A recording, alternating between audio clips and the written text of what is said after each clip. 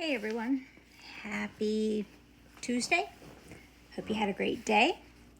Today we're going to talk about simple acts of obedience, Luke 5:1-7.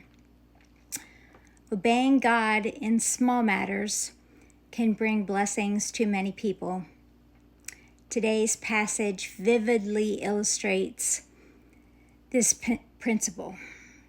Peter, a fisherman, had worked hard all night without catching anything.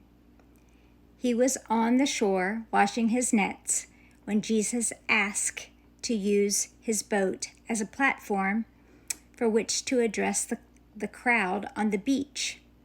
Despite a long, fruitless night of labor, Peter agreed, and the crowd was blessed by listening to Christ. God's request can come to us in unexpected moments. We may be tempted to let someone else respond to his call, thinking it will not matter who complies. But remember, his plans are designed for our benefit. Jeremiah 29:11.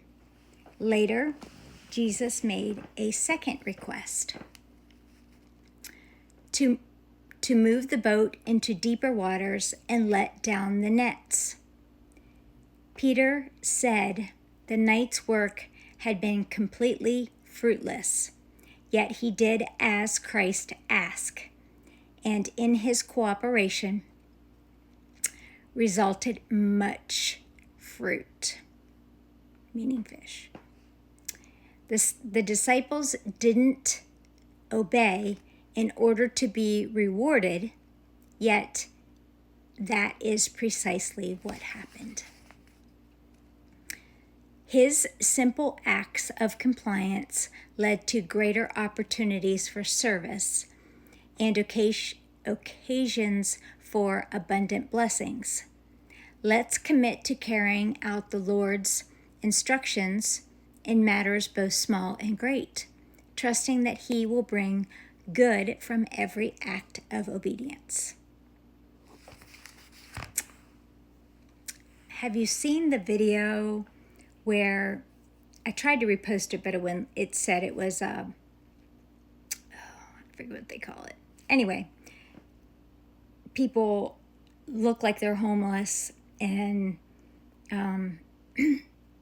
they ask for just $1, $5 so that they can get something to eat.